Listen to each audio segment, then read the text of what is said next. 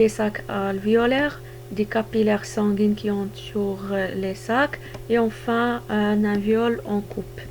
Donc schéma qui montre un sac alvéolaire, d'accord.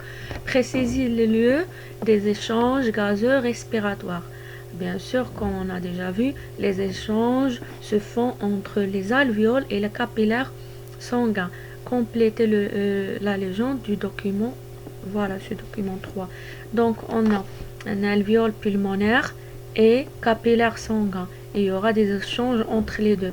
Donc l'air entrant, il est riche en oxygène. Très bien. Après, l'oxygène va passer de l'alvéole vers le sang et partir vers les organes, donc riche en O2. Par contraire, le sang entrant dans le capillaire sanguin, il est riche en CO2 bien sûr, et va passer du sang vers le CO2 va passer du sang vers l'alvéole pour sortir en expiration. Ici l'inspiration, ici l'air d'expiration. Conclusion, on a vu déjà pour l'homme et pour l'escargot et tous les êtres qui possèdent du poumon, d'accord, ils ont une respiration qui est respiration pulmonaire, d'accord. Donc la respiration chez l'homme et l'escargot, il est caractérisée par des échanges gazeux entre l'air et le son, d'accord.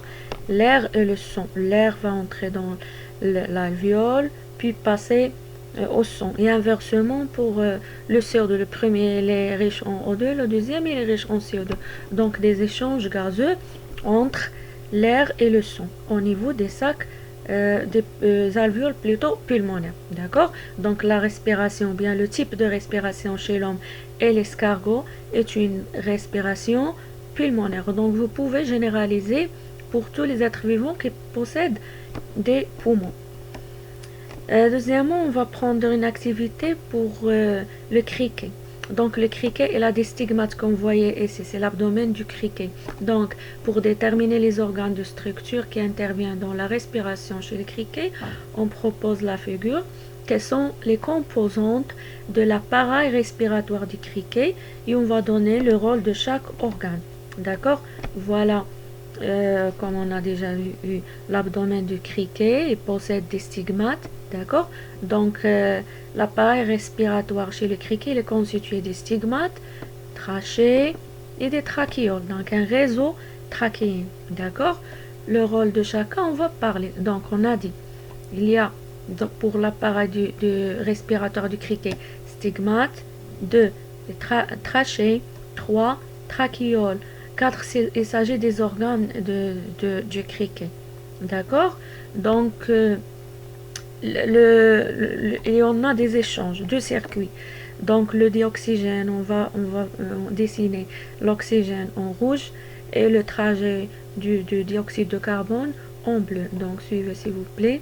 Voilà l'oxygène, il va passer de l'air vers les organes, d'accord.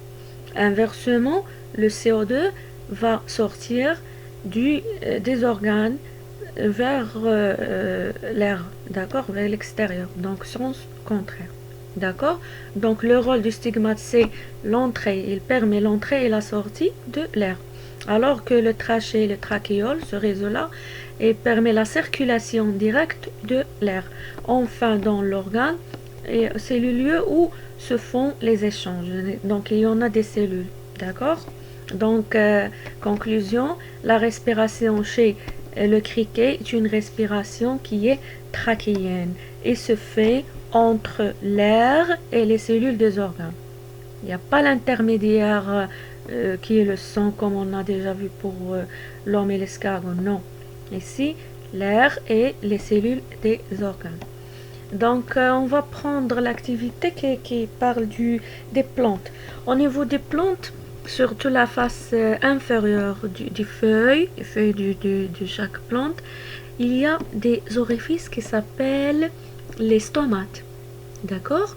Donc qu'appelle-t-on l'organe des échanges? Voilà, les stomates. Donc où se passent les échanges, ils se passent au niveau des stomates chez les plantes, d'accord, les stomates qui se trouvent dans les feuilles. Voilà.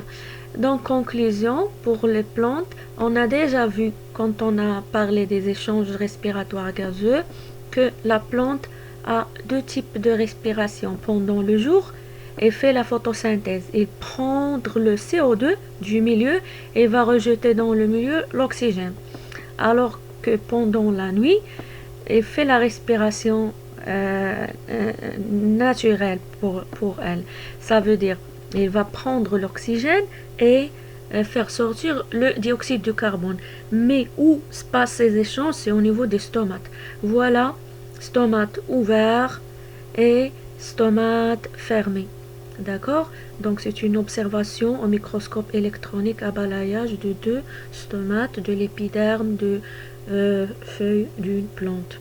D'accord? Conclusion, les échanges gazeux respiratoires chez le criquet sont réalisés... Non, c'est pas le criquet, pardon. Chez la plante... Pardon. Chez la plante...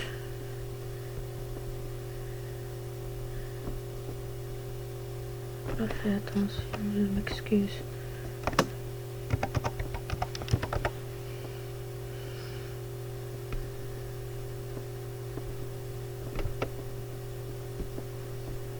Je m'excuse. Donc les échanges gazeux respiratoires chez la plante ils sont réalisés principalement au niveau des stomates qui se trouvent dans les feuilles entre l'air et les parties des plantes pendant la nuit. Il faut signaler ça, c'est pendant la nuit. D'accord? Les poissons, on a vu déjà, la photo présente le courant coloré. Il va passer de la bouche du poisson vers les branchies. D'accord? On a parlé des branchies. Voilà, courant d'eau riche en O2, il va entrer de la bouche et la sortie c'est au niveau des branchies, courant d'eau riche en CO2. Donc voilà branchie, elle est constituée d'un arc osseux qui contient des lames branchiales. Chaque lame elle est constituée des filaments branchiaux. Voilà, ici on a des vaisseaux sanguins d'où va y avoir les échanges entre les filaments branchiaux, d'accord, entre l'eau et le sang. D'accord? Conclusion, chez le poisson, les échanges gazeux se font entre l'eau et le sang par l'intermédiaire des branchies. D'accord? Voilà un filament branchial. Il y a du sang qui va entrer riche en O2 et le sang qui va sortir il est pauvre en O2, ça veut dire riche en CO2.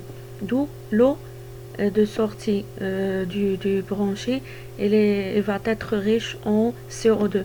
Voilà l'arc osseux, voilà c'est le branchie, d'accord. Donc l'arc osseux se trouve des capillaires sanguines, d'accord, d'où il va y avoir des échanges donc entre l'eau et le sang, d'accord. Le dioxygène il est dissous dans l'eau, il va quitter l'eau pour passer dans le sang, d'accord. Le sang qui est contenu bien sûr dans les filaments bronchiaux, on dit bronchiaux, d'accord. Et inversement pour le dioxyde de carbone. Donc la respiration chez certains poissons est une respiration bronchiale, d'accord. Bilan général. Donc l'homme et l'escargot ont une respiration pulmonaire. Les échanges respiratoires se font entre l'air et le sang. Le lieu des échanges respiratoires, c'est entre l'alvéole, c'est dans les alvéoles pulmonaires. D'accord? Le criquet a une respiration trachéenne. Les échanges se font entre l'air et les organes. Et c'est au niveau des réseaux trachéens. Pour les plantes vertes aériennes, donc ils ont une unité qui s'appelle des stomates, donc ils ont des stomates, d'où les échanges vont être entre l'air et les parties des plantes, d'accord, les cellules qui se trouvent au niveau des plantes. Enfin, le lieu des échanges, c'est les stomates. Pour certains poissons, donc le type de respiration, c'est respiration bronchiale. Les échanges se font entre l'eau et le sang. Et le lieu des échanges respiratoires c'est les filaments bronchiaux. Et enfin, c'est un type d'être qui respire dans un milieu aquatique et les autres dans un milieu aérien. Comme ça, on a terminé notre cours. Merci pour votre attention et bon courage. Merci.